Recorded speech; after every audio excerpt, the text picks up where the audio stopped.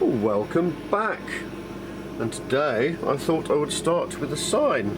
Erin came up with the words, the Detritus Impoundment Dispensator, which is brilliant, and I'm also doing a switch panel for her, which has some switches on, surprise surprise, and she's come up with steam, photonic and cargo. Now, because this is a one-off, if I was going to make lots of these, like for example the Nebnet Throbwell, I would use the contour tool to put dozens of little lines inside here, 0.1 millimeters apart, and then get the laser to basically engrave them, cut them lightly, and that builds it up. But that takes ages to do. So if I'm going to just do a one-off like this, I switch this to engrave, and then what it does is the laser goes backwards and forwards, switching on and off. It's called Raster Engraving. Very, very fine. It takes ages, but you know, it would take far, far longer for me to draw all these little lines inside. So anything red is going to be engraved, and then I'll cut it out in the right order. Get up early to get me that way.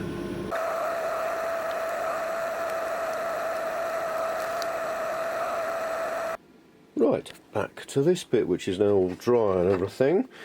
I'm thinking about the latch, and if you've watched the last video, you'll remember that I said, let's focus the camera amongst other things. You'll remember that I said that this lovely brass thing, B&Q CAC, you know, obviously, how can you put that in a kit? That didn't happen during transit. It's rubbish, isn't it? But I've got an alternative. Stop wittering. What I'm going to do, cunning plan, I've got this spare bit from one of the chronograph clock kits, which I'm going to spray brass, and it's just the right size to support the knob, which looks brilliant. Then, out of the side of that, I'm going to drill a hole and put a bit of this 4mm brass rod, solid brass rod, because this, look at that, actually is just wider. That's really quite a positive click, and it holds it really tightly, so that's fantastic, because it means there's another bit of brass on the front that will be brass, and best of all, it means that this can fix on here. Originally I was going to hide it away inside, but it's such a beautiful looking thing and it just looks great, so I'm going to fix that on the front and chuck that nasty little piece away. Right, I'll get on, mark the hole, drill it and get on with it. So, whilst I'm spraying up that, because I've drilled the eel, I'm going to see what this looks like, because these two parts have been sprayed up now. It's actually, yes. So sit that there, and then we've got the 3D printed copper part that goes on the front. Oh, it fits beautifully. You can't see the wood inside. Ooh, look at that.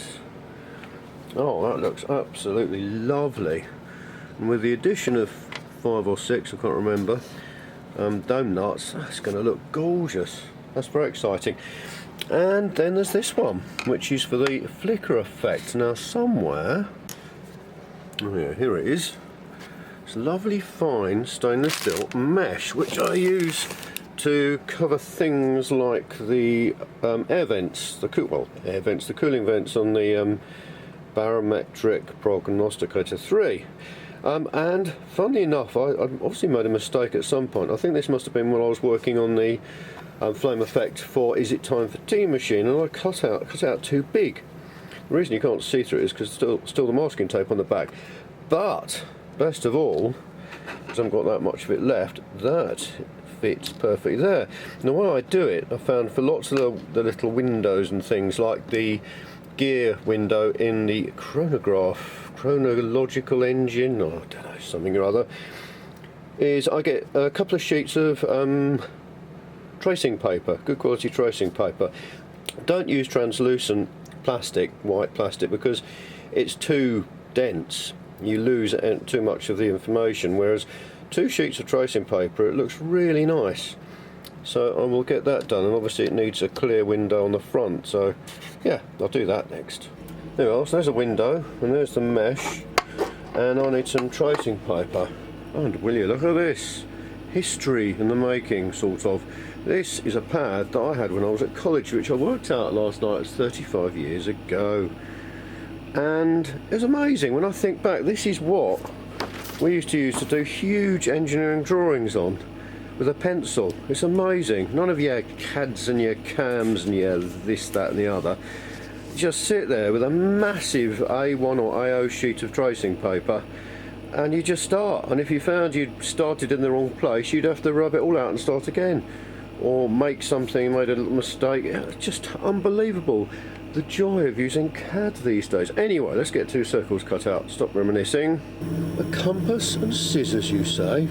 No.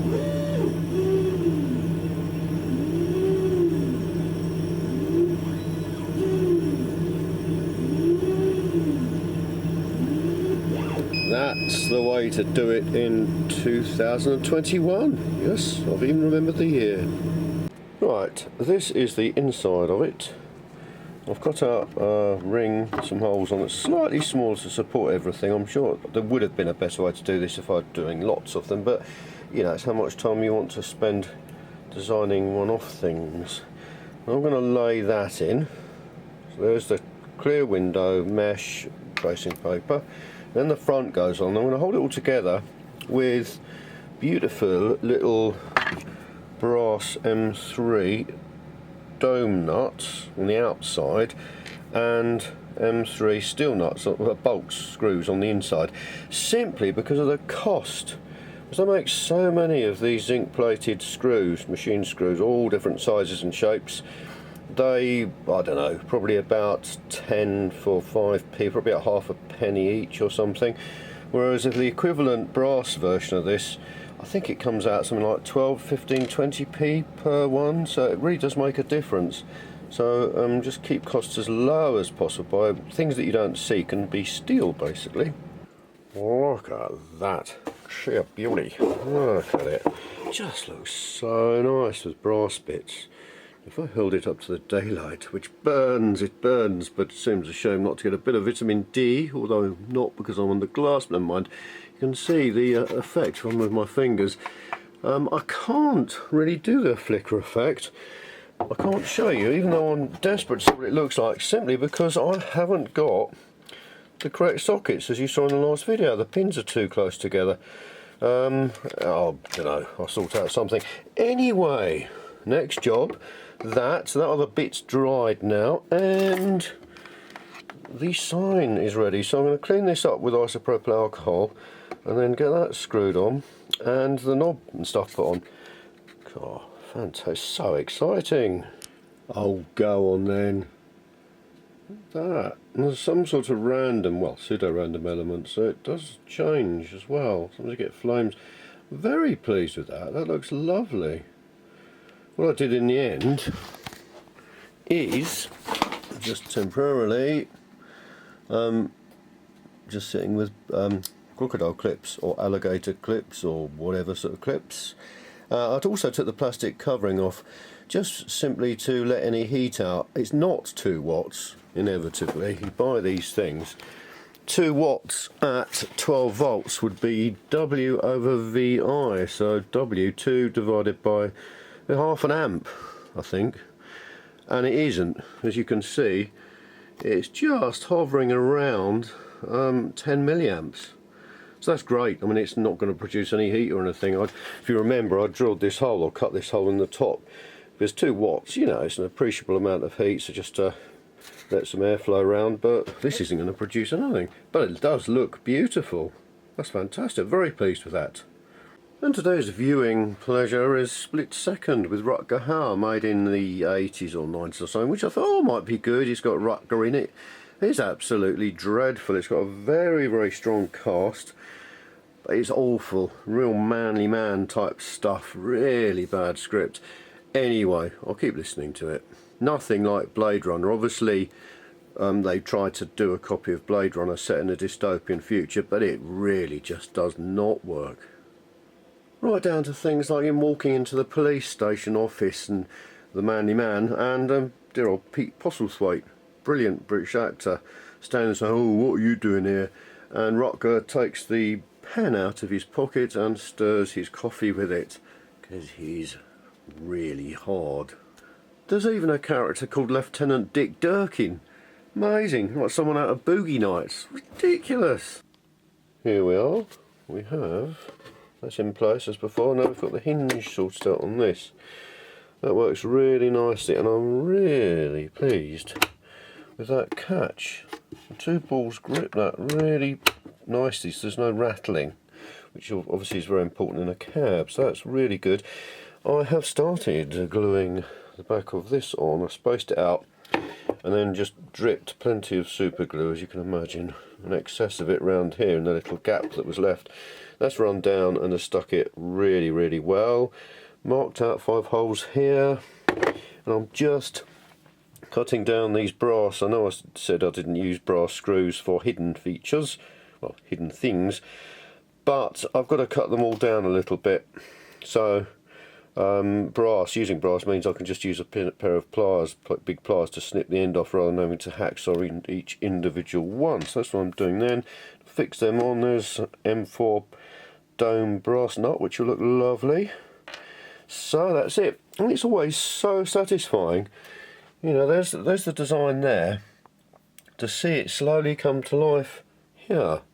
As I said in the last video, very kindly Erin has given me free rein, within limits, the basic sizes and dimensions, to add and fiddle around bits and pieces. So that's great, because sometimes, obviously this is 2D, and when you get plumbing fittings like this that are the 3D version, then you put them on front somewhere and you find actually it looks better if it's a bit further over, or whatever. Anyway, I will get on with this. Right, that's done. That looks lovely, very pleased with that. The dome nuts, and it's held on really nicely, and all the reflections, it just looks gorgeous. Really pleased. Like I said in the last one, this is the first time I've 3D printed a horn or some sort of component like this. It's very exciting. On the inside I've used countersunk screws, because the plan is, I don't want anything to get in the way. The plan is, if you look at this drawing, there's the Mercury, the column of Mercury, pretend Mercury, which I'll show you how to make shortly. 2 plumbing fittings, one there and one there roughly, that sort of spacing. Now in one of them there's going to be a gas key on a switch to switch the flame effect on and off, and on the other one there's going to be some sort of, well, a valve like this, and when you turn that, that's going to be mechanically linked to some sort of doorway that swings up to let you get to your plastic bags, and then swings back down again to stop them falling out and leave you something nice to look at. So that's the plan, and luckily I've got a couple of these tap shafts which have the square peg at the end, so you can screw them onto the nice tap. I don't want to use that one because that's all scratched and nasty, but this one's nice and shiny, shiny, shiny. And the lovely thing about this being brass is that I can drill a hole through there really nicely. This, luckily, I found an old stop, a 1/2 inch or whatever. I always get confused with plumbing fitting sizes. This switch idea I'm going to have taken from the Nepnet Throbwell, which I use. Well, I use this fitting, which is a 15. I can't remember what that is. It is 15mm compression to 8mm compression fitting. That fits in there, screws in there, and it means that if you drill this out a little bit, it's perfect for a gas key to fit into. Then inside I'll use one of these rotary switches to do the switching. Luckily, I've just realised or seen a potential pitfall. Here's the bit of wood I cut out of the panel, so it's this size. So I'm going to imagine that the cover, the door, is going to be made something like that. That needs to go from this position inside, out the way to something like that position, so that the hole's free, pivoting around the centre of that. That means it hits into that, and on the back of that there is the switch which will stop it opening. So I need to think about this. Here we are, best way of modelling it. Just use some blue tack to stick a bit of cardboard on there, and then I can position this over the hole so it's lined up with the centre. and check that it swings out the way, which it does actually. I can move that quite a lot further back this way, or that. Anyway, yeah, so it looks like it will be possible. One of the nice things about not planning something like this, a steampunk creation, to the nth degree on the computer first, but actually giving yourself the need to fiddle around and move bits as you do it without planning ahead, is that it really helps to make it look far more like an original Victorian steampunk machine, or Victorian machine, because obviously they had to put the controls and the different parts wherever they were required because of mechanical machinery. They couldn't have nicely decorated little panels of controls in one place. They were all over the place, and it really does help, because I have to now. This has to be, there will be a point that's perfect for this, and then that will indicate or dictate where this one goes and how high up that is. Right, well, I've fiddled around with all sorts of things. I had that brass 8mm brass rod that I was going to do something with. Problem is, I could easily file down the end square so that it can tap the middle so that I could fix the valve handle on it. But it's at the other end. I've got to have some really quite large thing that can swing the door up and out. That has to fix onto the end of that, and I don't want to rely on glue or anything to do that. I'd rather have something a bit more sort of strong and nice. Oh, nuts, or bolts rather. Perhaps I could turn this bit down, and then that would give me something that I could cut out, laser cut a little extra bit on, so it was really fixed. All the twisting, the tool wouldn't ever break it. But then, not really. And then I found one of these. I'd forgotten I'd got these. These are those things you use to screw bed heads on with. In fact, I got it when I was building a bed for someone. And it's 8mm, which is great because it's big enough to be able to file the end down to fit in the square hole. It's also got this moulded nylon, it feels like, end cap, which is really tough and gives me loads of surface area and even enough room to put screws through to fix the door on. And as I say, it's 8mm, so I'll have a think, but I think this is the way forward now. I don't know. Anyway, that's very exciting. It's lovely when you find something you've got in your mind, really strong impression at what you need, what you're looking for, and then you rummage through all the piles and piles of stuff that you've kept for years, and you find what you need. Now I've got the brass screw-in cap there, which is hexagonal, so I've clamped it really firmly in the vise, in the chuck, and that's pretty well centered. So what I'm going to do now, as always, safety spectacles, because if things go wrong with a lathe, they go wrong very, very fast, and I'm not going to stand anywhere near it. Hopefully I'll still have a camera at the end of this.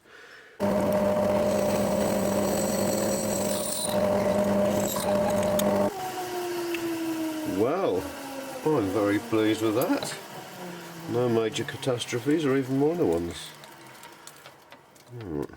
So what we've got, rid of all the bits. Yeah, perfect. So it'll go straight through the middle. In fact, it's not going to focus. Straight through the middle and out the bottom. Let's get the swoof taken off, and we'll get on with the next bit. Right, we've got it done. There it is. I filed the flats on that, and it was just easier to tap a hole. So I drilled a 3.3mm and tapped out to 4. Now the knob fits on there, and then I've got a large washer, nice brass one, and then a dome nut again. Tighten that up, and that's perfect now. Once it's tight, it won't be able to twist at all, and that gives me something to fix through. Now, I'm going to fix this down as well. This is what I'm talking about. I've got that fixed down. Use thread lock on all of the bolts and screws, because I realised that it being in a cab, constant vibration would otherwise could loosen everything. So I go through there. There we are. There's the tap fixed onto the top of that threaded thing, and that just comes through to this on the back. Now that means that I can twist that, and that's going to be positively locked together. Now I need to design some strangely shaped thing to fit here. Cover that, rest on that, that's good, so it'll give it a stop. And I think, if memory serves, this switch will be sticking out the back. That will act as a stop to make it go, stop it going too far that way. Coffee and jewels. What's he up to now? I particularly like these ones. They're gorgeous, really deep red. So I've got 12, 8 and 6. What could they be for? Well, here's the door that's going to lift out of the way. Why have a simple door when you can overcomplicate it, as always? Now a nice little gear motif with holes for 3 lovely little gems, which will just be very eye-catching and make it look lovely. So let's get this cut out and test.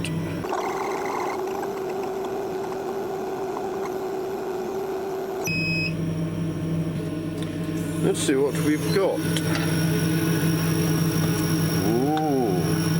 Now you may have thought that the middle will fall out, but that's why I went round and round, to engrave a nice, you can see it, to engrave a nice outline. Fantastic. And there's some more exciting bits that I can never bear to throw away, so they'll go in the box of exciting offcuts. And there you have the final effect. I'm going to cut some of this metallic card, which is very metallic actually. It's very, very metallic. It bends and it stays wherever you put it, so it's got to have a lot in there. So I'm going to use that as a background, which will look lovely. Those are the 2 gems. Come on, sparkle, for heaven's sake.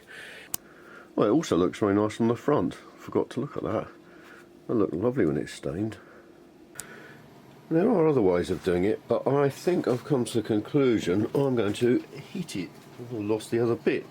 Oh, there it is. Right, I've put it on some blocks of wood. I've got my chisel. I think this is going to be,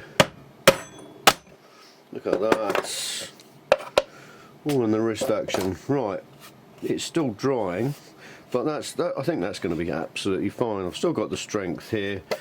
Yeah, lovely. There you go.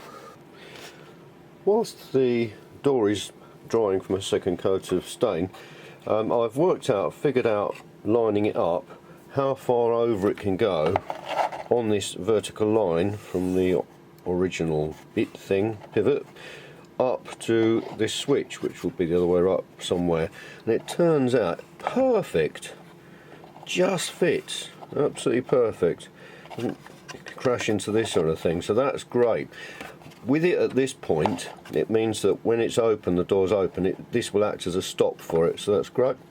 Right, then what I've done is to transfer that measurement onto this side, and it turns out it is there, which is perfect. I'm really pleased about that.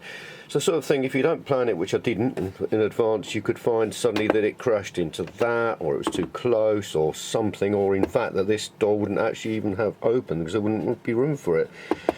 But that's perfect. So I'll get this drilled, because that, if you remember, is going to have this fitting in it, and then the gas, it's not a gas key at all actually. I don't know why I keep calling these gas keys. They're radiator bleed valve keys. Nothing to do with gas at all, other than the fact when you do bleed a radiator you sometimes get some sort of nasty smelly stuff out of it. So that's going to go in now, and then the switch underneath, and also beautiful, very excited about this, going to have a what looks to be a tube of mercury here with some sort of nice reading on it. I have a problem. Here's the switch. That's going to be sitting somewhere like that, or even tight up against there. There's the radiator bleed valve key, and unfortunately there seems to be a slight gap between them. Now I could do some sort of extension, and this is why it's very important to keep absolutely everything. I found the axle of another switch without a body on it, a lovely little bit of aluminium tube, fits perfectly. I've drilled this out now, so the 10mm hole in the base, which will allow this to pass through, and a 9.5mm hole in the top, which will allow the radiator bleed valve to sit there. Glue them together. Oh, Bob's your uncle, fun as your aunt. Now I'm going to try and make the glass mercury tube. Time for the tube of mercury, which isn't actually going to be mercury because it's toxic. even though when, at least I was growing up, had your temperature taken, you'd have a very, very thin glass tube of mercury stuck in your mouth. Well, hopefully your mouth. Now, I've measured that, and I need a tube, transparent tube, that is 130mm long. Now I've got all these bits of tubes and stuff all over the place. Focus! There we are, there's a piece of tube, but it's 15. I'd forgotten. These were for some other project rather. Luckily I found one last piece of this. This is from the NempNet Throbwell kitchen timer kits, and this is what holds the flickering lamp, and it's 15mm outside diameter, and I think the wall thickness is 1 or 1.5. Luckily this last bit is long enough. Problem is, what am I going to make the mercury out of? With the with this clock and this mercury tube, it's a different rod with 7mm piece of acrylic in it, covered with the special magic tape. But that's not going to fit either, because the ends need to fit into these two plumbing fittings, 15mm. So I need, to cut long and short of it, something that will fit in there, and I think I've found... oh no, it won't. Oh, yes it does. This is going to be one hell of a column of mercury. Right, that's exciting. I think there'll just be room for the tape. That will look lovely. So I'm going to get this cut to size and then make the mercury using this self-adhesive aluminium tape. I'll go into that a little bit more detail later. A beautiful shot, rays of sunlight. Look, isn't that beautiful? With the finished polish, varnish stain thing. On the back I also took the precaution of sanding it slightly rounded so that it will push plastic bags out of the way if any get in its way. Also decided to rename this room, rather than a workshop, the Entropy Laboratory, where I, as aggressively as possible, study the effects of entropy on a range of tools, equipment and other such like. Proof of concept. I've wrapped some tape around the end of this rod. Will this tube fit? It does. That's perfect. Brilliant, that's such good news. Right, I'll decide how much mercury we want in this tube, and hopefully this will be of great use to other people who like making steampunk things, because it took a lot of experimenting to find a way of simulating mercury realistically, and this does really work well. You know when things are just meant to be? It's amazing. I thought this was far too long, I was going to have to saw bits off, but 2mm that I've just sanded off the end, and it fits perfectly. Now you couldn't make it up, that's incredible. So this is its destiny. When you are cutting or using acrylic tube, it's always a good idea to leave the protective plastic film or whatever is on it, because it's very easy to scratch, and that's going to fit in there, and the screw holes line up perfectly. So now I need to decide how much mercury I want in this. There's quite an interesting reflection which is actually helping me to decide. I don't want it halfway because that's not too high. Possibly just above halfway, I reckon. About there.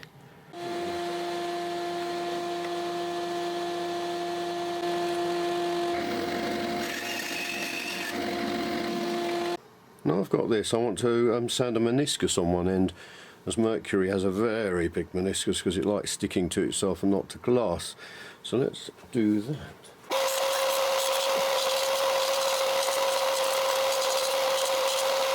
That'll do. I'll go over it with a bit of wet and dry, I think, to get it absolutely smooth. Right, now to make mercury. I can't find, oh there it is, it's rolled away. So here's the acrylic rod. I mean, you could use, and I've used in the past, you could even use dowel, wooden dowel or something. Really doesn't matter. It doesn't matter if it's transparent or not. When I first started trying to make mercury, I thought about spraying it silver, the centre bit, which I did, and it was lovely, but the slightest touch with a finger would leave a huge fingerprint, even a couple of weeks after you'd painted it, or as you put it inside the outer tube, it would rub off, it would mark the outer tube. It was an absolute nightmare.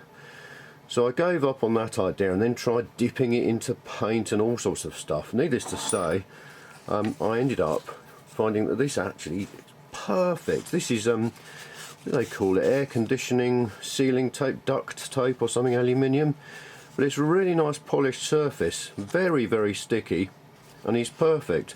What I'm going to do first of all is I'm going to cut this with about a few millimeters over, a bit extra. The reason for that being we want enough to fold over to do the top. Now we need to work out how much the width we need. Now this was, what was it? This was 12 millimeters. So pi d, that's it. So pi 3 times 12, right, 3 times 12, 36, say 37, right, okay, so I'll get the ruler. Right, I've marked out 36. You don't even have to worry about it being too accurate because you can position it so it's at the back, so you don't even see where the join is. So we'll cut that out. Right, I'm now going to switch the camera off because I always get this wrong when I try and film it, because I panic and then rush and it just never goes right. We can though just simulate it a bit. Yeah, look, that's good. Excellent. I'll be back shortly. Okay, got it done. What I found the best way is to peel off a little bit of this backing tape because this stuff is so sticky. And then you can use the bits you've revealed to get it lined up with the right end, so the flat end, and perpendicular. And then the trick is, it's not really a trick actually, it's very simple, is just to keep smoothing it out all around, like so, peeling back the protection until there's that. It doesn't, like as I say, it doesn't matter about that gap at the back because it won't be seen. Right, next thing, let's just what have I got? Started crumpling and I don't want to stick the pencil to it, that's it. Right, next thing is to bend this over. Now I don't think I need this much. If you have too much it can look all wrong. If you don't have enough it can look all wrong. I'm going to cut a little bit off that. Now get it straight again. Now I've found the best way to do this is to roll it round and round and round on a flat surface, slowly pushing it over a little bit more each time, not too much because otherwise it will all crumple up. But I'm sorry, this is all fingers and thumbs and you can't actually see anything that's happening. Right, yeah, that's okay. Now to start with it'll be a bit bumpy. In fact, let's zoom in. It'll be a bit bumpy, but that doesn't matter because by forcefully rolling it around on a hard surface you can actually flatten it out. And the other nice thing is, if you do look at an actual piece of mercury, especially old mercury, you do tend to see little bits and pieces floating on the top of it, like a crust where some impurities have formed or something's happened. Right, I'll carry on rolling that and then I'll get back to you if you remember tapes and heads and cleaners. Right, this will get rid of any oils. I mean, alternatively you just wash your hands before you do it. Let's put that in there and oh yes, you wouldn't believe it wasn't mercury. That's fantastic. I'm so pleased with that. And obviously you can make these things any size, any shape, well not shape but any length or width, diameter, whatever you want. Let's get this fixed. Let's get this fixed together. I've got that switch fixed through. These are very useful, these rotary switches, because they have a little positioning washer, so you can get I've set this so it only does one click. For this they've usually got up to 12 positions, so you can go from 1 to 12. Now the nice thing about this, especially this fitting with this huge rebate thing in the base, is it fits over the top beautifully. Just had another one of those it was meant to be moments. This 12mm thing is, I never realised, but the actual bit that lets the water through in these fittings is 12mm. Because you need to obviously to stop this rattling around inside the tube, and what you don't want to do is to drip some glue in, because it'll go up inside and could make a right old mess of it. But this way I can just glue this into there, put that on to guide it while it dries, and that's perfect. I'm so pleased. Look at that, it's come out really nicely. I'm very pleased. There's a disc of metallic on the back, glued on with super glue, and 3 jewels glued in with super glue. A theme running through here. I think that looks lovely. But what's this? Rapid epoxy resin. Wow, there comes a time in every man's life when super glue just won't cut the mustard or trim the cloth or something else. And the job that I've got at the moment, which requires something a little thicker than super glue, possibly thick super glue, but I haven't got any, that'll do, is to glue on a false screw. If you look down here, one of the 3 screws, I'll turn this over, well, I'll tell you what, there's your friends and family. Now they're on this side. Well, zoom back out again. Right, I couldn't fit one there because it was getting in the way of the wooden support at the back, so I'm going to stand the weight on there. I'm going to put some epoxy to glue this the stud in. Thank you so much for watching. Watch out for part 3.